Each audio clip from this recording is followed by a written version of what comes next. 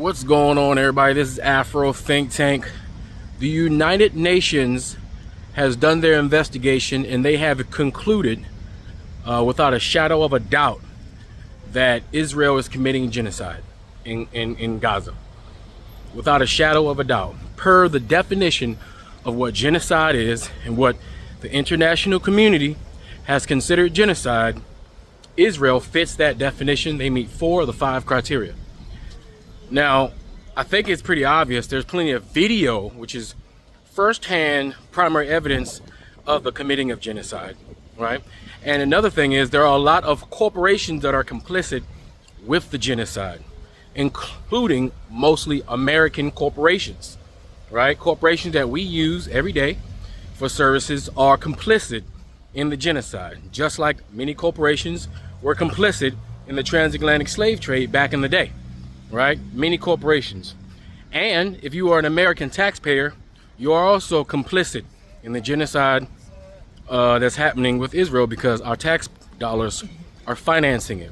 Our tax dollars are subsidizing American corporations to go over there and conduct it. So we must understand that everybody is complicit in the genocide of the Gazians, whether willingly or unwillingly. And at some point, something has to be done and someone has to be held accountable. Well, we all know how things are in a world ran by old white men who are rich in suits. They tend not to get held accountable, as the president of the United States is an old rich white man in a suit, and he has yet to be held accountable. And we see what happens when old rich white men in suits are allowed to do whatever they want with impunity. Many people die. So it's official, right? It's official. Israel is committing genocide in the Gaza Strip. Now, many social media YouTubers have been demonetized for saying just this. The Saint in the Center just got demonetized, I think yesterday, for challenging and bringing this up. Neferkari Dasalini and myself got demonetized for bringing this up because the powers that be do not want the truth to be told. They will demonetize you. They will utilize their corporate power to silence you, and they will talk a bunch of mumbo jumbo. They will talk a bunch of what do you call it, kosher word salad to pretend like they're not doing what they're doing. And they are banking on the fact that the majority of the citizens of the world are illiterate, because that's how white men in suits maintain power, is that they bank on the vast majority of the population being illiterate and not understanding the complexities of what's happening. Right? That's why we need to get rid of Citizens United. Citizens United, which gave these corporations, these NGOs, the ability to control politics in America, to control all of our politicians, because our politicians are too worried about winning the next election and having enough money to campaign against their opponent, who will be financed if they do not do what it is that these lobbyists, who are just the financial corporate arms of all the rich white men in suits, to make them do what it is that they want to do, taking the democratic power away from the people. So until we overturn Citizens United, old rich white men in suits will continue to do things like commit genocide, commit crimes, use military on their own people, and get away with it. Anyway, that's all I gotta say. It's Afro Think Tank. Learn something, teach something. I'm out. Hello, I'm Karen Giannoni. We start this hour with breaking news on the Israel-Gaza war. A United Nations investigation team says Israel has committed genocide against Palestinians in the Gaza Strip. The Independent International Commission of Inquiry was established by the UN Human Rights Council in May 2021 and was led by the former Human Rights Commissioner Navi Pillay, who led the tribunal on Rwanda's genocide. The inquiry concluded Israel has committed 4 of the 5 genocidal acts defined under international law. The intentional killing of a group, deliberately inflicting conditions designed to destroy it, causing it serious physical or mental harm, or preventing births.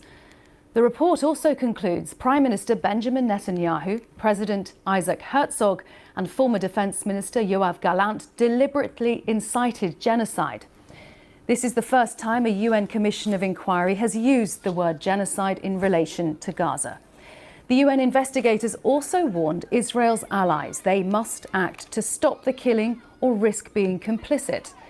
Israel has already responded to the report. A Foreign Ministry spokesperson called it a fake report, saying it relies entirely on Hamas falsehoods laundered and repeated by others. These fabrications have already been thoroughly debunked, including in an independent, in-depth academic study by Bessa or the Begin Sadat Center for Strategic Studies, which refuted every single false claim regarding genocide. Bessa is an Israeli think tank. The statement ends by saying Israel categorically rejects this distorted and false report and calls for the immediate abolition of this commission of inquiry. Well, the UN report comes as Israel heavily bombed Gaza City overnight, with Israel's Defense Minister Israel Katz saying Gaza is burning. We're getting unconfirmed reports from the US news site Axios and the Jerusalem Post that the military has now launched its ground offensive to occupy the entire city. Israeli strikes are also reported in central Gaza in the direction in which thousands of people are fleeing. Palestinian officials say there are rising numbers of deaths and injuries. The intensification began hours after Secretary of State Marco Rubio assured Israeli Prime Minister Benjamin Netanyahu of unwavering US support during a trip to Jerusalem. Well, we'll be talking to our correspondents around the region. Let's discuss this more with our Geneva correspondent Imogen Folks, Yolan Nell, our Middle East correspondent, and Rushdie Abu Alouf, our Gaza correspondent. But to you, Imogen, first, just take us through the report's findings.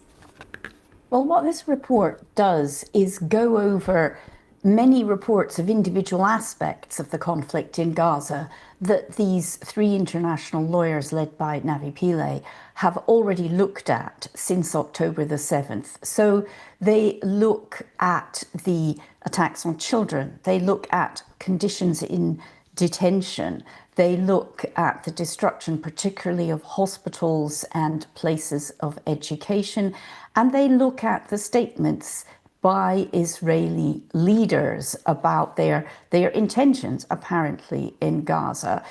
And they put that through a very forensic analysis. What is the legal definition of genocide? And they come, as you said in your introduction there, to the conclusion that 4 of the 5 criteria have been met, if you like. And that has to do with the intentional killing or destruction of a group, not the whole of the group, the Genocide Convention says in whole or in part, through measures such as the denial of food and water, the destruction of homes, the fact that people in Gaza cannot leave even though their homes are destroyed, they're being displaced from place to place. So those are the findings. Very legal. No one, I would say, disputes the right of Israel to defend itself against the kind of terrible terrorist attack that took place on October 7th, 2023. The conclusion of this report is that this is not self-defense. The conclusion is that this is actually genocide. Imogen, for the moment, thank you. Imogen, you've been speaking to Navi Pillay, who led that investigation. And Imogen asked her how her team, which has already produced numerous reports outlining war crimes in Gaza, came to that specific conclusion of genocide. It took 2 years to reach this conclusion. Our mandate requires us to share this information with judicial bodies, such as the ICC, such as states holding national prosecution. It's not only that, we would not put anything there that we are not satisfied with. It's easy to proclaim the outcome, genocide is happening. We went to the facts first. The facts must tell us that, yes, there's the intention. So we looked at statements made by the Israeli authorities indicating genocidal intent, and we looked at the pattern of conduct of Israeli authorities and Israeli security forces to show that genocidal intent was the only reasonable inference. That test, that it must be the only reasonable inference, is what was set by the ICJ in the Bosnia case. So the acts were killing and causing bodily harm and mental harm, destruction of cultural, religious, and educational structures and facilities, the siege, starvation, and the blocking of humanitarian aid, destruction of the healthcare system, sexual and gender-based violence, direct targeting of children. So all that's been covered. And that's when we conclude that it's genocide. And that's why we only produce this report now. And that's Navi Pillay, who is heading that commission, produced this report. Let's talk to our Gaza correspondent, Rushdie Abu Alouf, who is in Istanbul. And Rushdie, this report comes as it appears that Israel is beginning a ground offensive in Gaza City. Well, there is no sign of any tanks movement up all night trying to get any information about the tanks are advancing more. I mean, it's just misleading what the people are saying, because Gaza City is already 60% of it is under occupation, and the tanks are working in 3 different axes in Gaza. If we see like a neighborhood called Sheikh Ridwan, it's one of the biggest neighborhoods. It's in the heart of Gaza City, where Israel is working in this neighborhood for a very long time, pushing all of the people inside the neighborhood to flee south, and some of them are flee to the west of Gaza. If we see the Israeli working in Zaytun, Zaytun is the second biggest neighborhood in Gaza, and the tanks are there working for almost a month and a half in this place. And the third axis is northwest coastal road, and they are pushing hard towards the only refugee camp in Gaza, Shati refugee camp. They have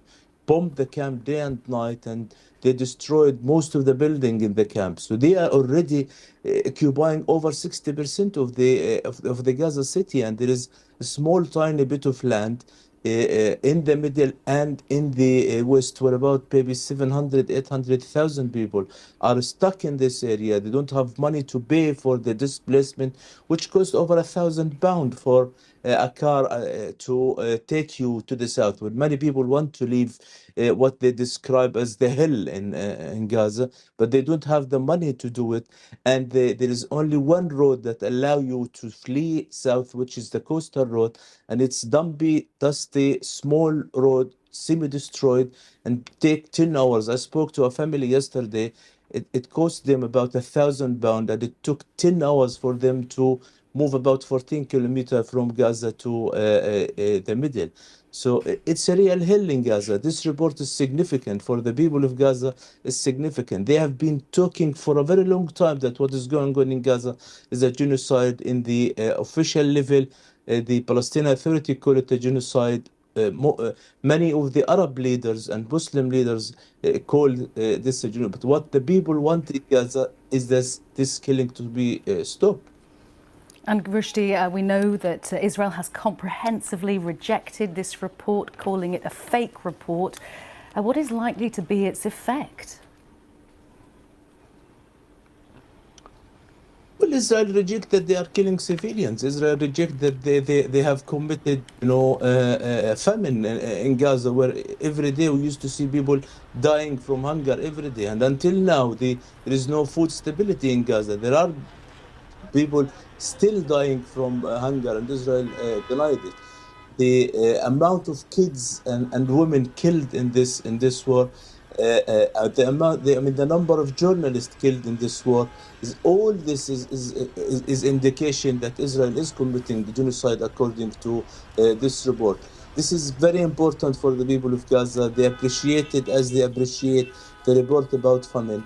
But what they want is that they want international pressure to stop what's going on in Gaza. Last night, in central Gaza, almost the heart of Gaza, there was 4 airstrikes killing about 6 people overnight, and is daily killing. Every day, at least 100 people killed. Most of them are women and children. People believe that they already punished Hamas for the 7th of October.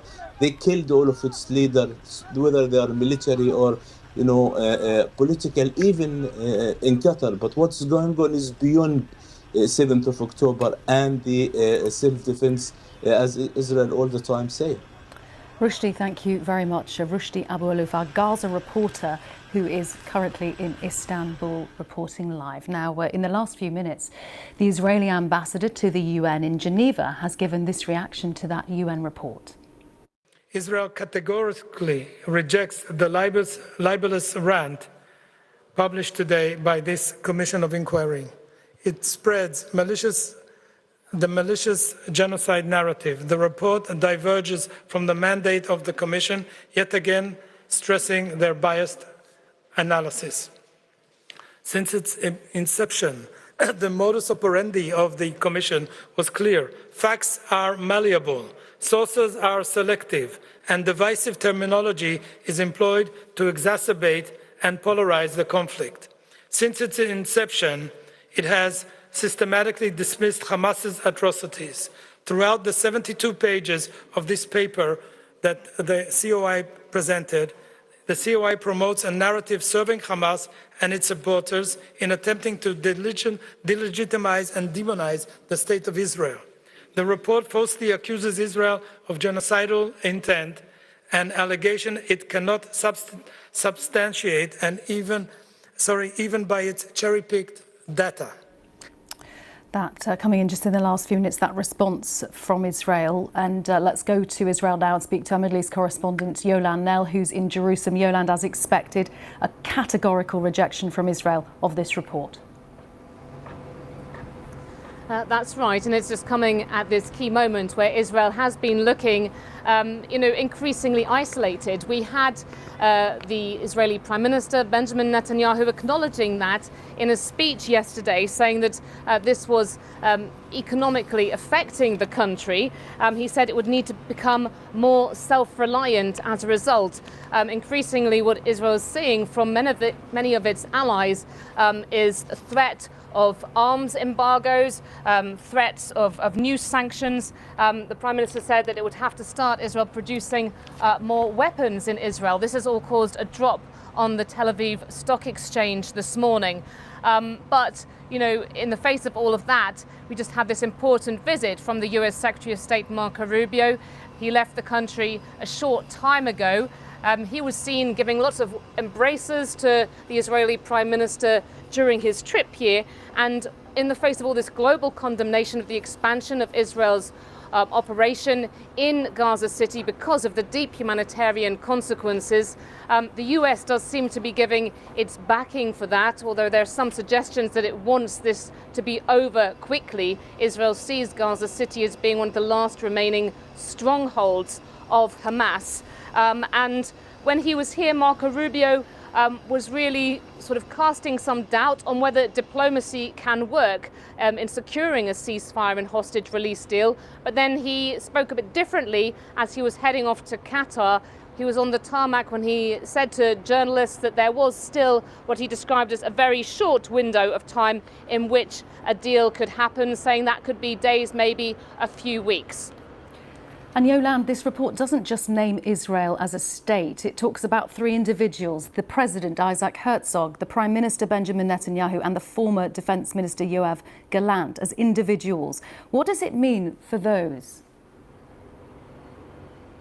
Well, already the Israeli Prime Minister is facing these charges at the International Criminal Court of war crimes, which he rejects, and Yoav Gallant too. What is new is to have Isaac Herzog also implicated here, the Israeli president, who generally is seen as having a kind of figurehead role in the country, but we have seen Isaac Herzog being an important diplomat. In just the past week, he was in the UK where he met the British Prime Minister.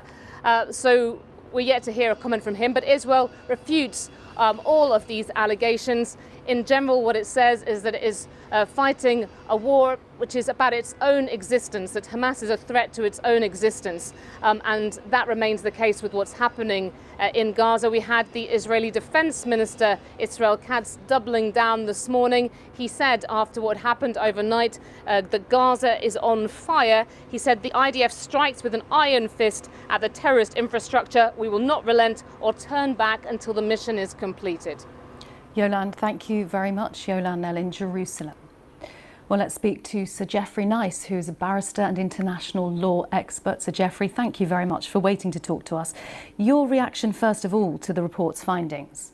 Well, this is an extremely important report, and it should be remembered that it's detailed. It's built on previous reporting by the Commission, which was detailed and evidence-based.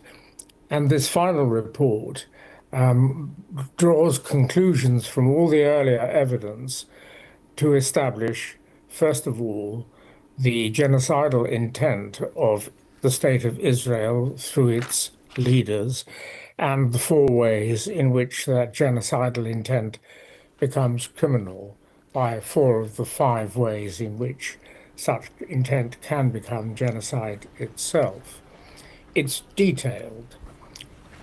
One of the problems that we're all facing is that there's no appetite in governments like ours, for example, to allow the voters, the people who put governments into power, to know detail of allegations and counter-allegations of this kind. So that, for example, not so very long ago when he was Foreign Secretary, David Lammy announced that it was not proved that genocide was happening. But he gave no detail of any kind, as far as I know. Nothing like the detail of this report.